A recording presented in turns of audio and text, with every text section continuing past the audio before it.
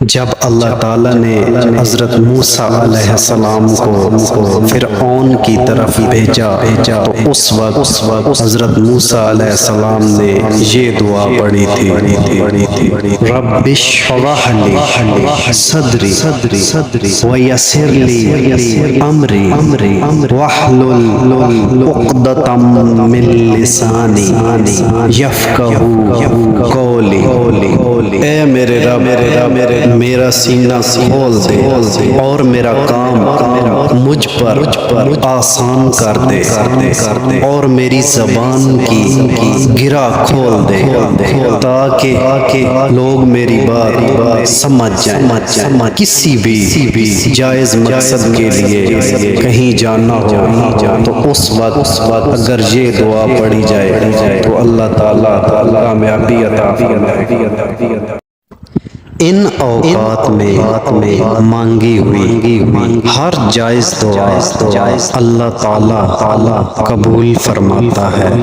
آذان اور اقامت کے درمیان، تہجد کے وقت، فرض نماز کے بعد، جمعہ کے دن سجدے میں، سحری کے وقت، روزے کی حالت میں، شب قدر میں، قرآن پاک کی تلاوت کے بعد، سفر میں، عرفہ کے دن، آب زمزم پیتے ہوئے، میدان جنگ میں اور بارش برستے وقت، ان اوقات میں مانگی گئی ہر جائز دعا اللہ تعالی قبول فرماتا۔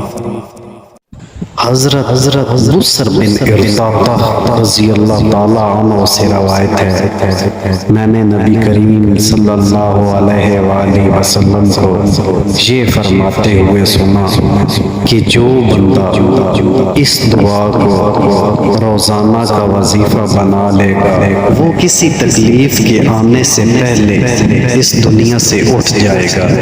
اللہم احسن عاقبتی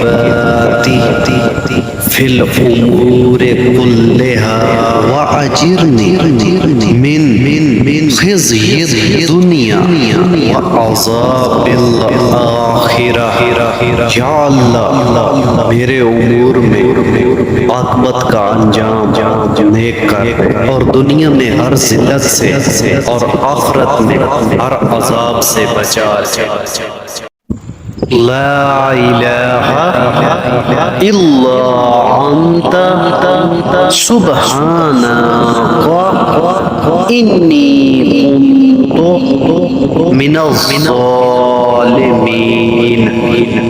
یہ دعائے حضرت یونس علیہ السلام ہے جو انہوں نے مچھلی کے پیٹ میں پڑی تھی۔ ہمارے پیارے نبی حضرت محمد صلی اللہ علیہ وآلہ وسلم نے ارشاد فرمایا، جو شخص کسی بھی مصیبت میں ان کلمات کے ذریعے اللہ تعالیٰ کو پکارے گا تو اللہ تعالیٰ عز و جل اس کی دعا کو قبول فرمائے گا۔